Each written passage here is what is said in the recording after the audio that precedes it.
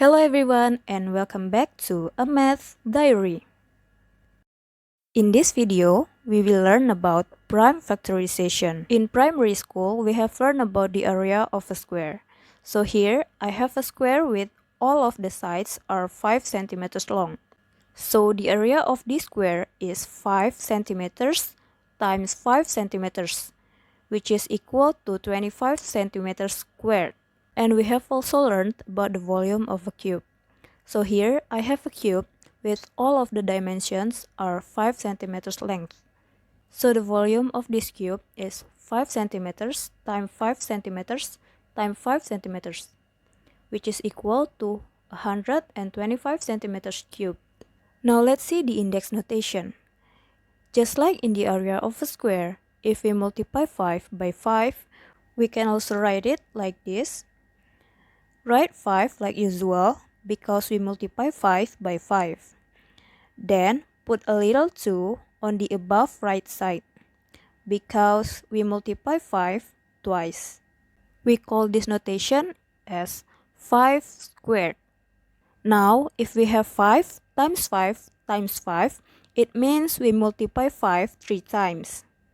So we can write the notation like this. Write 5 and then a little 3 on the above right side. For this notation, we can call it 5 cubed. This time, we multiply 5 4 times. So it will be written like this and called as 5 to the power of 4. Now look at the notation. For example, when we have 5 to the power of 4, then the little numbers above is called as the index. Now we can start to learn about prime factorization. We know that 6 is equal to 1 times 6, but both 1 and 6 are not prime numbers. So 1 times 6 is not the prime factorization of 6. 6 can also be written as 2 times 3. If we take a look, both 2 and 3 are prime numbers. So 2 times 3 is the prime factorization of 6. Now let's find the prime factorization of 12. 12 is equal to 1 times 12. But 1 is clearly not prime numbers. So why would we start with 1? Let's try with a multiplication of at least a prime numbers. Here I will use 4 times 3. Of course, you can also use another multiplication, such as 2 times 6. But here, let's try with 4 times 3. If we take a look, 4 is not prime numbers, but 3 is. So we cannot use the 4 here. So to solve it, find the multiplication of 4 that consists of prime numbers. It is 2 times 2. So the prime factorization of 12 is 2 times 2 times 3. Or we can also say the prime factorization of 12 is 2 squared times 3. Remember the index notation before. How about the prime factorization of 18? Here I will use 2 times 9.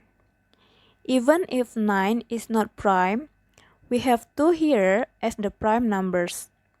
Like I said before, at least 1 prime. But as we know, 9 is not prime numbers. So we should change it until we get all prime numbers. 9 is equal to 3 times 3. So we can change it like this. Now we get all prime numbers. So the prime factorization of 18 is 2 times 3 times 3 or 2 times 3 squared. But what if we need to find the prime factorization of a bigger number, such as 200? Again, let's start with a multiplication of at least 1 prime numbers. We know that 200 is even numbers. So it always be divisible by 2. Now we know that 200 is equal to 2 times a number that is 100. 2 is already prime numbers, but not with 100. So we need to change 100. 100 is equal to 2 times 50, or it can also be 5 times 20. So we can change 100 by one of this multiplication. Here, I will use 2 times 50. Now take a look to 50. 50 is not a prime numbers, so we need to change it again. We know that 50 is equal to 2 times 25, or it can also be written by 5 times 10. Just pick one of them. Here, I will use 2 times 25. And again, we need to change 25 by 5 times 5.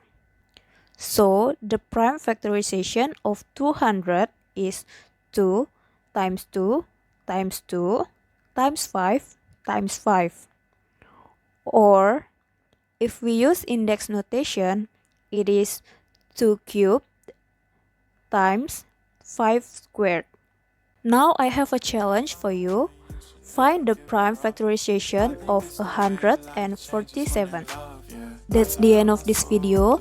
You can also watch another video here. Thanks for watching.